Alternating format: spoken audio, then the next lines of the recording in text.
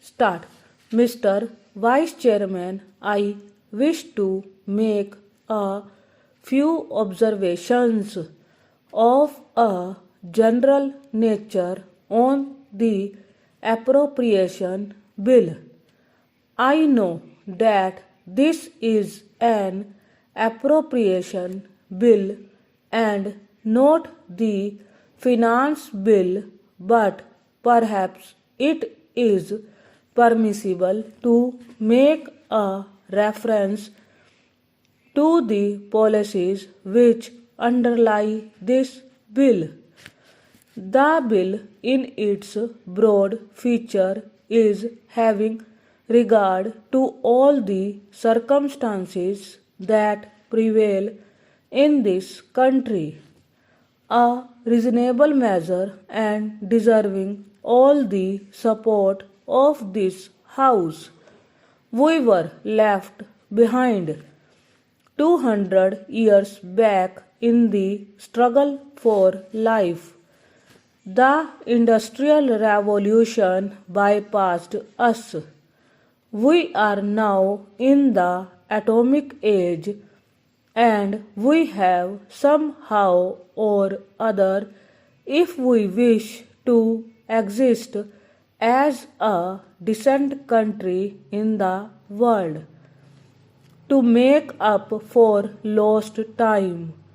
We have to provide for our people a higher standard of living, and that higher standard of living we can provide only by increasing production, and increased production involves increased expenditure.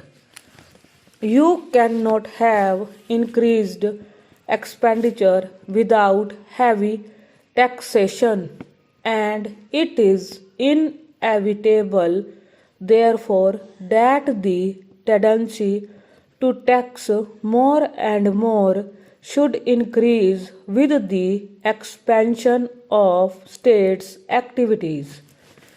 We wish to usher in a socialist economy.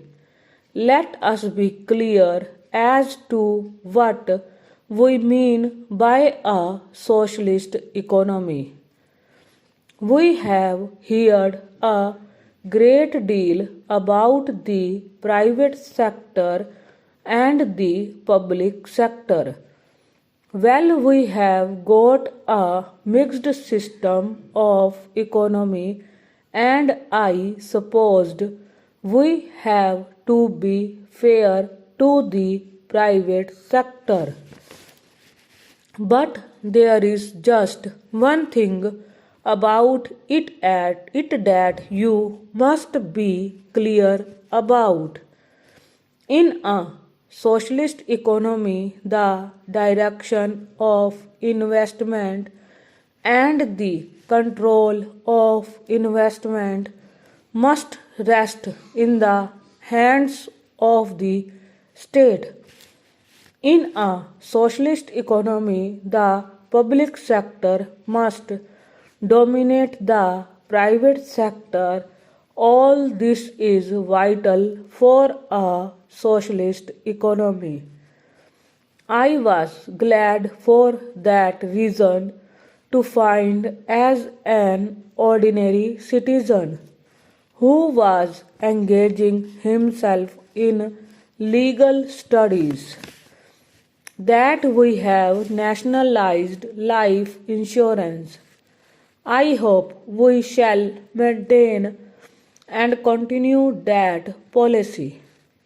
I can see no alternative to expansion of state activity in all directions that concerns the common man.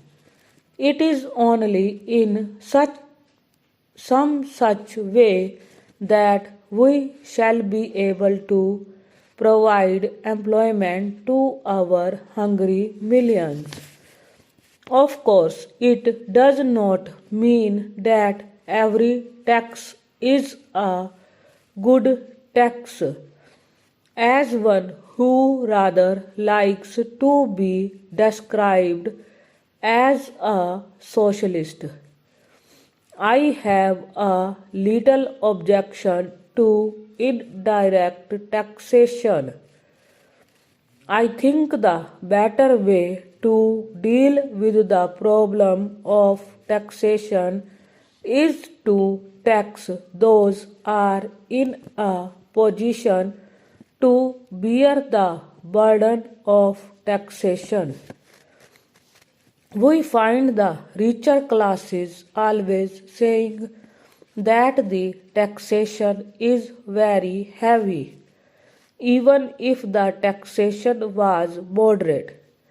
They would say it was heavy.